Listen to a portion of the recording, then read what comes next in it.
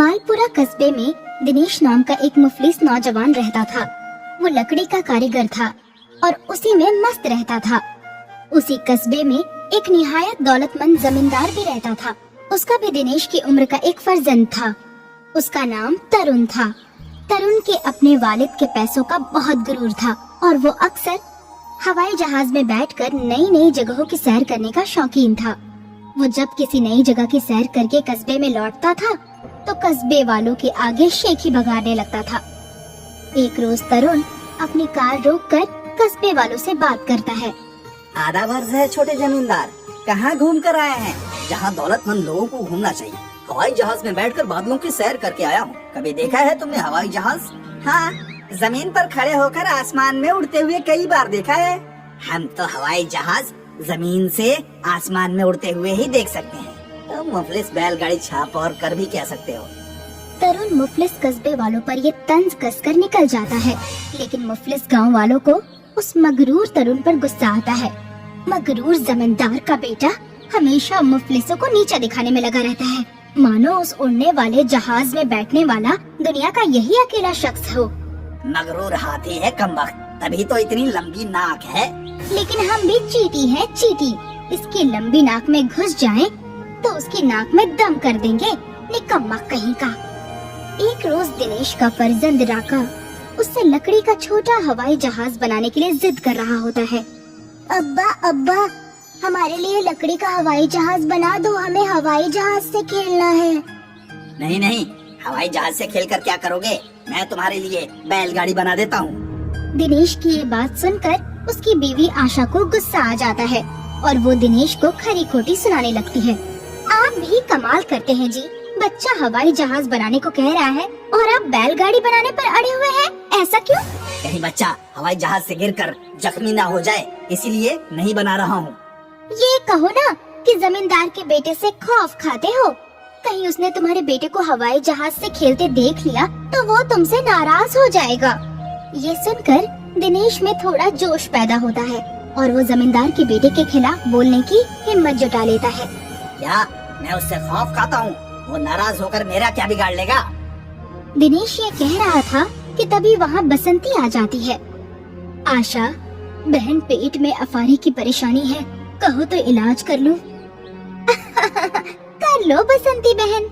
सुना है वो जमींदार का मगरूर फर्जंद शादी करने वाला है और शादी से पहले हेलीकॉप्टर खरीद कर ला रहा है। हेलीकॉप्टर! ये सुनकर दिनेश अफारी का मतलब फौरन समझ जाता है। ये हेलीकॉप्टर क्या होता है? ये बेवकूफ हेलीकॉप्टर को हेलीकॉप्टर कह रही है। हेलीकॉप्टर छोटा हवाई जहाज होता है। ये सुनकर आशा फिर से दिनेश पर तंज मारते हुए कहती है, वो दौलतमंद बाप की औलाद है बहन। उसका बाप तो उसे असल वाली हेलीकॉप्टर दिलाने की कुवत रखता है और एक ये बाप है जो बच्चे के लिए लकड़ी का हेलीकॉप्टर भी बनाने की कुवत नहीं रखता। ऐसा मत कहो आशा, मैं अगर चाहूँ तो लकड़ी का पूरा हवाई जहाज बना सकता हूँ। तो फिर बनाओ ना, मुबारक आगाज के लिए मौलवी बुलाऊं क्या? ये कहकर जैसे ही आशा चुप होती है, बसंती बोलने लगती है। मैं तो कहती हूँ कि जरूर बनाओ। उस मगरूर का गुरूर चूर करने के लिए मुफलिसों के पास भी एक हेलीकॉप्टर तो होना ही चाहिए, भले लकड़ी का ही क्यों ना हो।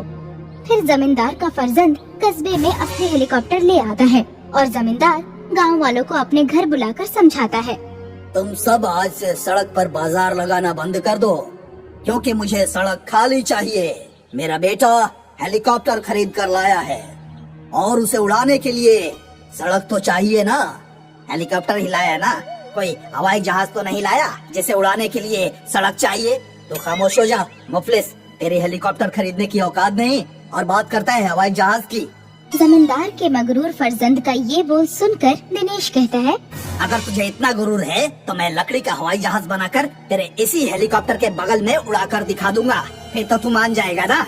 अगर तू लकड़ी का हवाई जहाज बनाकर उसे हमारे हेलीकॉप्टर के बगल में उड़ाकर दिखा देगा तो मैं अपनी हवेली और खेत तेरे नाम करके कस्बा छोड़ दूंगा।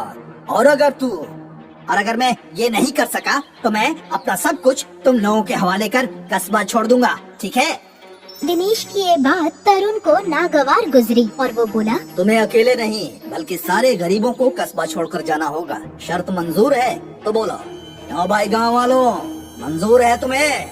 दिनेश पहुंचा हुआ खिलाड़ी था और ऊपर से कस्बे वाले जमींदार के मगरूर फर्जंद की गुरूर से भी तंग आ गए थे, इसलिए सबने बगैर सोचे ही हामी भर दी। हाँ, हम सबको आपकी शर्त मंजूर है। उस रोज के बाद दिनेश दिन रात लकड़ी का हवाई जहाज बनाने में लग जाता है और जमींदार दिल ही दिल में ये सोचकर खुश हो रहा होता है कि अब तो गांव के सभी मुफलिस किसानों के घर और खेत उसके हो जाएंगे, क्योंकि दिनेश का लकड़ी का हवाई जहाज उसके असली हेलीकॉप्टर के सामने एक खिलौना ही साबित होगा। क्यों भाई दिनेश, तू कुछ कर भी सकेगा या अपने साथ साथ हमें भी ले डूबेगा? तुम फिक्र मत करो, मैं ऐसा हवाई जहाज बनाऊंगा जिसमें गांव के सभी गरीब बैठकर आसमान में उड़ते नजर आएंगे। देख लेना, कहीं हम आसमान में उड़ने के बजाय गांव छोड़ने के लिए सड़क पर धूल उड़ाते नजर न आए। इस तरह एक माह बीत जाता है और दिनेश कहीं की ईंट कहीं का रोड़ा जमा करके लकड़ी का एक बहुत बड़ा हवाई जहाज बना लेता है। ये पूरा हवाई जहाज कार के पहियों पर खड़ा था। इस हवाई जहाज को देखकर जमींदार और उसका फर्जंद दोनों हंसने लगते हैं। अरे ये हवाई जहाज बनाया है या लकड़ी की बस? आसमान में उड़ना तो दूर, इसका तो सड़क पर चलना भी मुश्किल है। उनकी ये बात सुनकर कस्बे वाले डर जाते हैं और दिनेश की तरफ शक की नजर से देखते हैं। अरे भाई लोग, उनकी बातों को भूलकर हवाई जहाज में लगी लकड़ी की सीटों पर बैठ जाइए। आपके बैठते ही ये अपने आप चलने लगेगा और फिर आसमान में उड़ जाएगा। उसकी बात सुनकर कस्बे वाले मन मसोस कर हवाई जहाज में बैठ जाते हैं और फिर जमींदार और उसका फर्जंद भी अपने हेलीकॉप्टर में बैठ जाते हैं। फिर कुछ ही पलों में जमींदार का हेलीकॉप्टर तो आसमान के चक्कर काटने लगता है, लेकिन दिनेश का हवाई जहाज चींटी की चाल से सड़क पर ही चलता रह जाता है। अरे उड़ना तो दूर, ये तो कायदे से दौड़ भी नहीं पा रहा है। अरे मरवा दिया, अब तो खाली हाथ गाँव छोड़ना पड़ेगा। खामोश होकर बैठो, हवाई जहाज तेजी से दौड़ते हुए आसमान में उड़ने वाला है। दिनेश का ये कहना था कि लकड़ी के हवाई जहाज में ना जाने कहां से जान आ गई। वो वाकई दौड़ते हुए आसमान में उड़ने लगा और जमींदार के हेलीकॉप्टर के करीब से होते हुए उससे आगे निकल गया। इस तरह जमींदार की हार हुई और उसके मगरूर फर्जंद का सारा गुरूर चूर चूर हो गया। वे दोनों वालिद फर्जंद अपने हवेली और खेत दिनेश को देकर शहर चले गए। फिर दिनेश ने हवेली अपने पास रख ली और खेत सारे गांव वालों में बांट दी। इस तरह सारे कस्बे वाले दिनेश की होशियारी को मान गए। मालपुरा कस्बे में दिनेश नाम का एक मुफलिस नौजवान रहता था। वो लकड़ी का कारीगर था और उसी में मस्त रहता था। उसी कस्बे में एक निहायत दौलतमंद जमींदार भी रहता था। उसका भी दिनेश की उम्र का एक फर्जंद था। उसका नाम तरुण था। तरुण के अपने वालिद के पैसों का बहुत गुरूर था और वो अक्सर हवाई जहाज में बैठकर नई नई जगहों की सैर करने का शौकीन था। वो जब किसी नई जगह की सैर करके कस्बे में लौटता था तो कस्बे वालों के आगे शेखी बघारने लगता था। एक रोज तरुण अपनी कार रोककर कस्बे वालों से बात करता है। आधा वर्ष है छोटे जमींदार, कहाँ घूम कर आए हैं? जहाँ दौलतमंद लोगों को घूमना चाहिए। हवाई जहाज में बैठकर बादलों की सैर करके आया हूँ। कभी देखा है तुमने हवाई जहाज? हाँ, जमीन पर खड़े होकर आसमान में उड़ते हुए कई बार देखा है। हम तो हवाई जहाज जमीन से आसमान में उड़ते हुए ही देख सकते हैं। तुम मुफलिस बैलगाड़ी छाप और कर भी क्या सकते हो? तरुण मुफलिस कस्बे वालों पर ये तंज कसकर निकल जाता है, लेकिन मुफलिस गांव वालों को उस मगरूर तरुण पर गुस्सा आता है। मगरूर जमींदार का बेटा हमेशा मुफलिसों को नीचा दिखाने में लगा रहता है, मानो उस उड़ने वाले जहाज में बैठने वाला दुनिया का यही अकेला शख्स हो।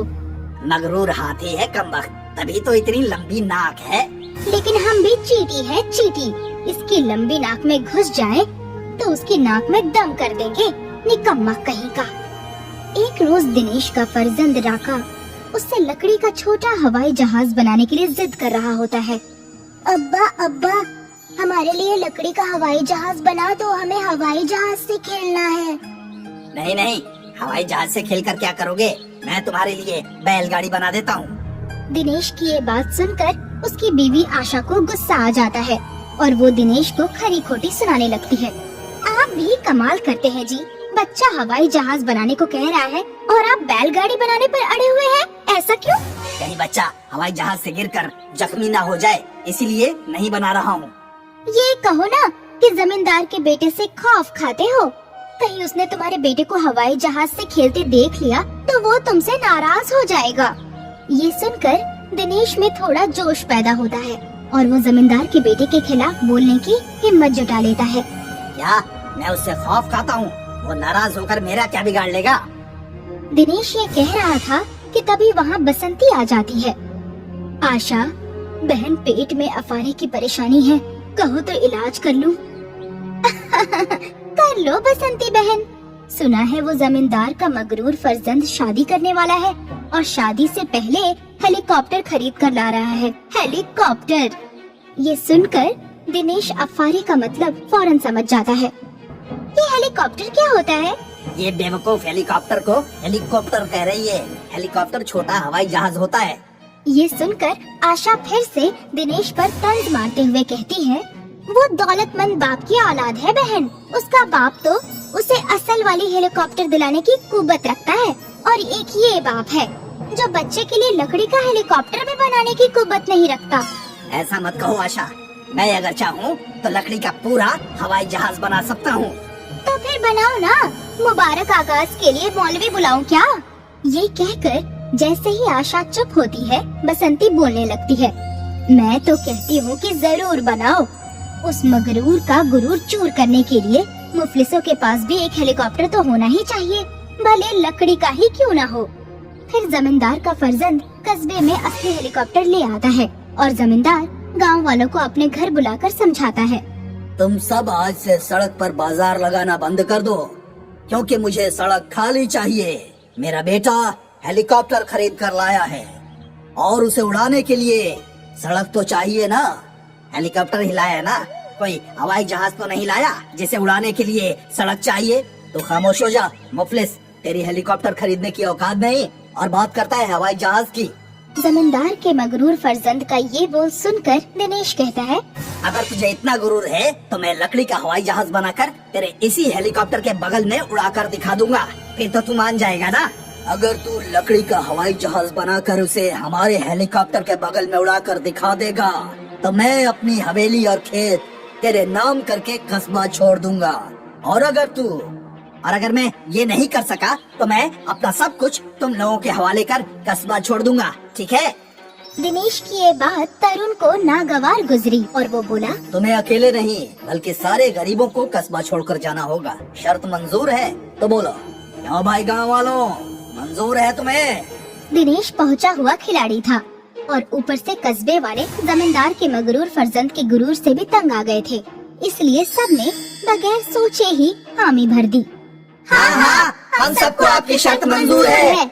उस रोज के बाद दिनेश दिन रात लकड़ी का हवाई जहाज बनाने में लग जाता है और जमींदार दिल ही दिल में ये सोचकर खुश हो रहा होता है कि अब तो गांव के सभी मुफलिस किसानों के घर और खेत उसके हो जाएंगे, क्योंकि दिनेश का लकड़ी का हवाई जहाज उसके असली हेलीकॉप्टर के सामने एक खिलौना ही साबित होगा।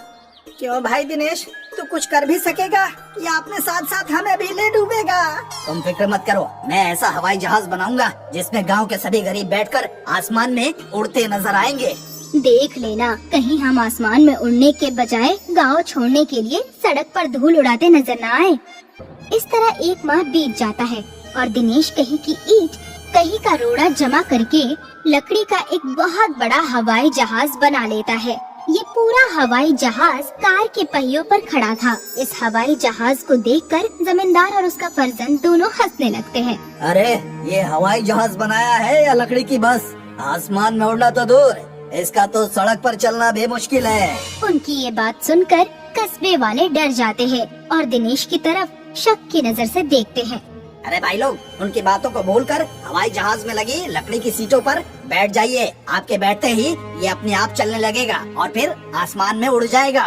उसकी बात सुनकर कस्बे वाले मन महसूस कर हवाई जहाज में बैठ जाते हैं और फिर जमींदार और उसका फर्जंद भी अपने हेलीकॉप्टर में बैठ जाते हैं। फिर कुछ ही पलों में जमींदार का हेलीकॉप्टर तो आसमान के चक्कर काटने लगता है, लेकिन दिनेश का हवाई जहाज चींटी की चाल से सड़क पर ही चलता रह जाता है। अरे उड़ना तो दूर, ये तो कायदे से दौड़ भी नहीं पा रहा है। अरे मरवा दिया, अब तो खाली हाथ गाँव छोड़ना पड़ेगा। खामोश होकर बैठो, हवाई जहाज तेजी से दौड़ते हुए आसमान में उड़ने वाला है।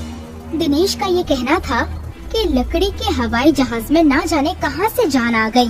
वो वाकई दौड़ते हुए आसमान में उड़ने लगा और जमींदार के हेलीकॉप्टर के करीब से होते हुए उससे आगे निकल गया। इस तरह जमींदार की हार हुई और उसके मगरूर फर्जंद का सारा गुरूर चूर चूर हो गया। वे दोनों वालिद फर्जंद अपनी हवेली और खेत दिनेश को देकर शहर चले गए। फिर दिनेश ने हवेली अपने पास रख ली और खेत सारे गांव वालों में बांट दी। इस तरह सारे कस्बे वाले दिनेश की होशियारी को मान गए।